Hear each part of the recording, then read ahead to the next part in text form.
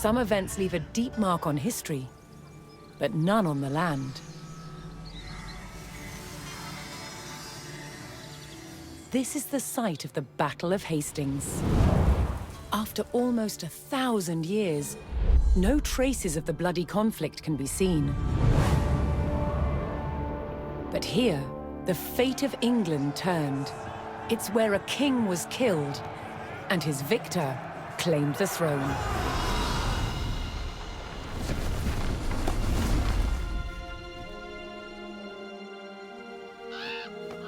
October 14th, 1066. We know what happened here on this day, thanks to this. The Bayeux Tapestry. A carefully preserved, illustrated record of events. It shows the main players. Harold, the newly crowned Anglo-Saxon King of England, and his challenger, William, Duke of Normandy. William claimed the previous king had promised him the crown. So, he assembled an army and prepared to sail to England to fight King Harold for the throne. But a storm thwarted his plans. Meanwhile, Harold discovered that a Viking invasion had landed in the north. Another threat to his crown. So he raced to fight them. In France, William waited for the right conditions to sail across the Channel to England.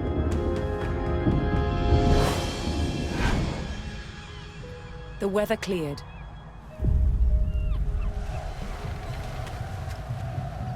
He seized his chance.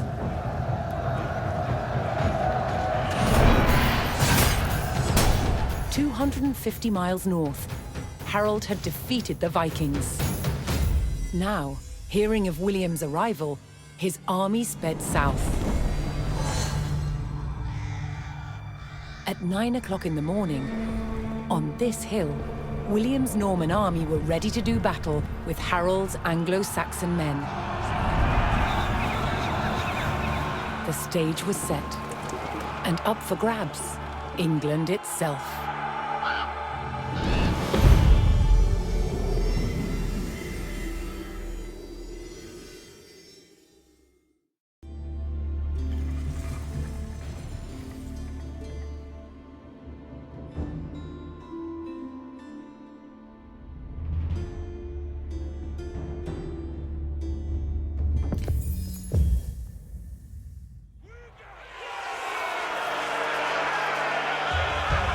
On October 14th, 1066, William of Normandy stood ready for battle at the base of a hill.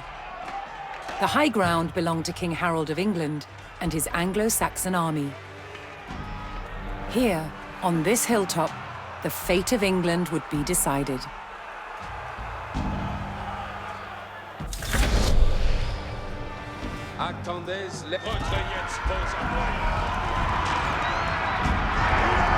William's Norman army made the first charge, launching a direct assault on the shield wall.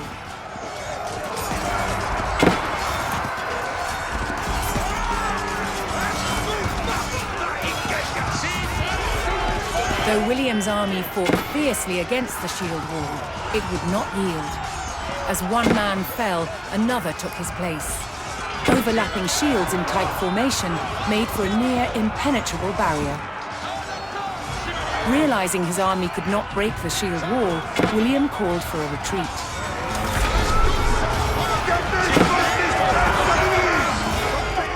William's feigned retreat was working. The Anglo-Saxon army broke their shield wall formation, leaving gaps for William to make a move.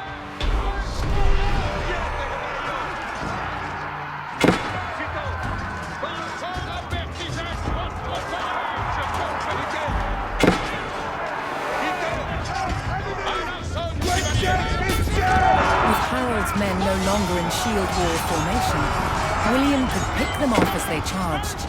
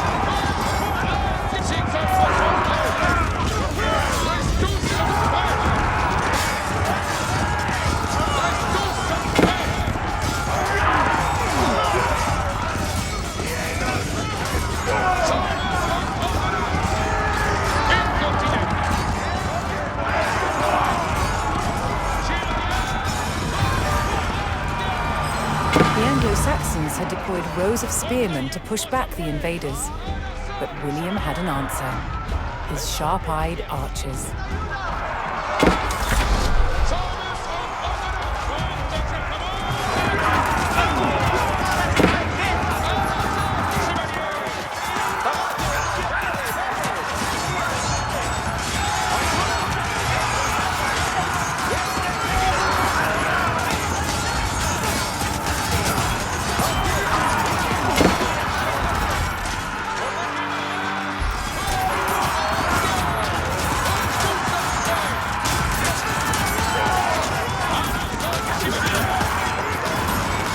More Norman men-at-arms reinforced William's army.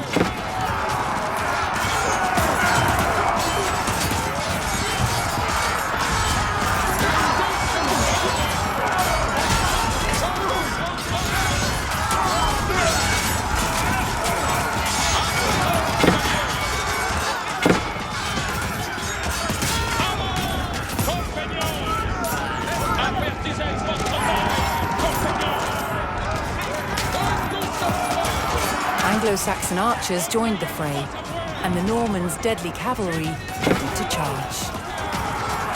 At first, William's forces had to eliminate the enemy spearmen, whose sturdy polearms could easily bring down a horse.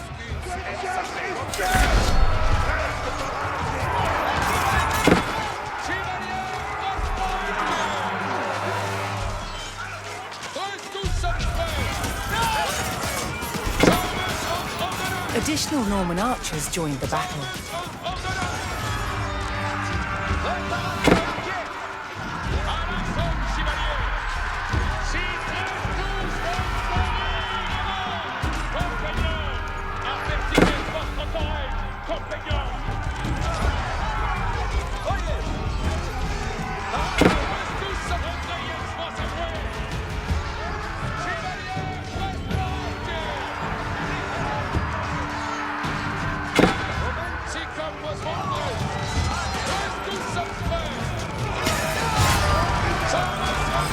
With the threat of spearmen cleared from the field, William's cavalry was free to charge at the Anglo-Saxon archers.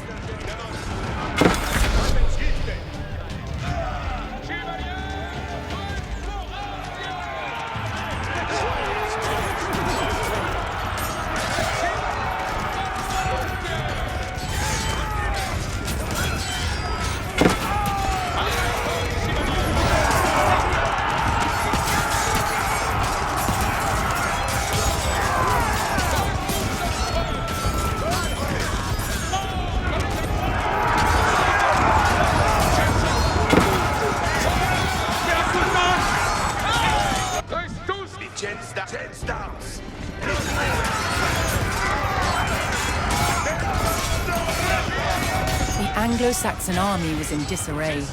Their shield wall had been neutralized, and their numbers were dwindling. Now the only thing standing between William and victory was King Harold himself.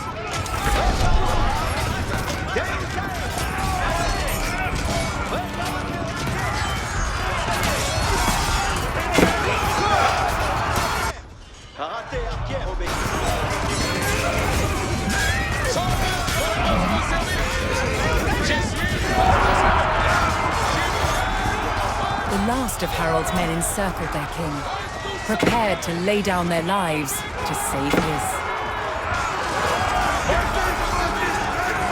More Norman cavalrymen took to the field.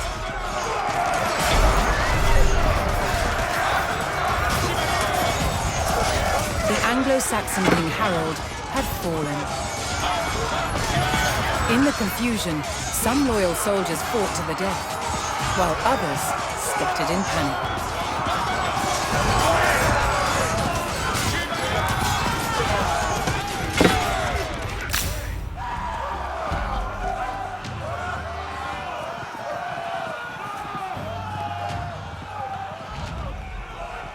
Leaderless and defeated, the last of the Anglo-Saxon army fled for their lives.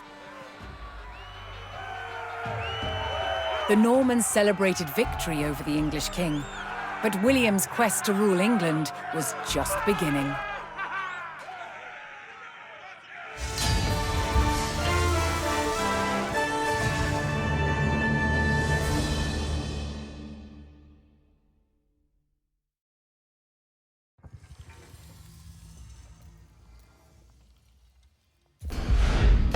Guédelon in France.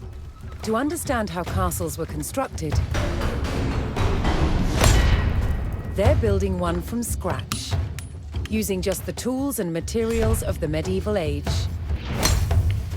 It's a 25-year project, the world's biggest archaeological experiment.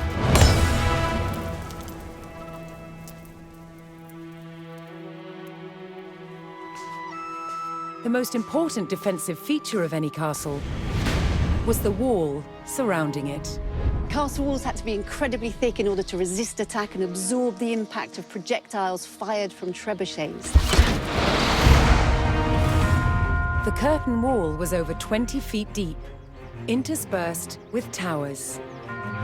In earlier Norman castles, they were square. But while on crusade, European knights saw that eastern towers were round.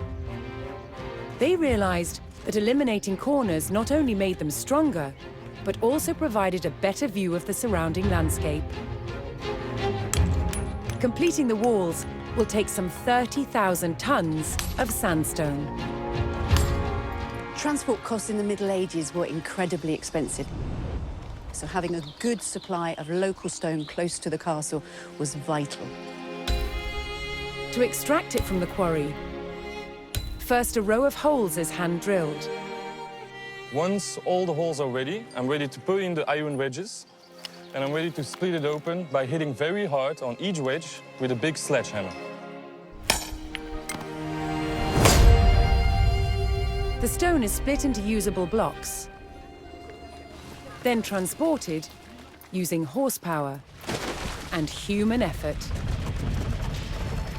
This treadwheel crane can lift up to half a ton. The walls are built like sandwiches. On the outside, you have facing walls built from better quality stones. And the inside, the rubble cores, they're built with softer stones and other offcuts from the quarry. And they're built up in layers with a very thick, coarse mortar. This ingenious method makes the walls better able to withstand hits from a trebuchet.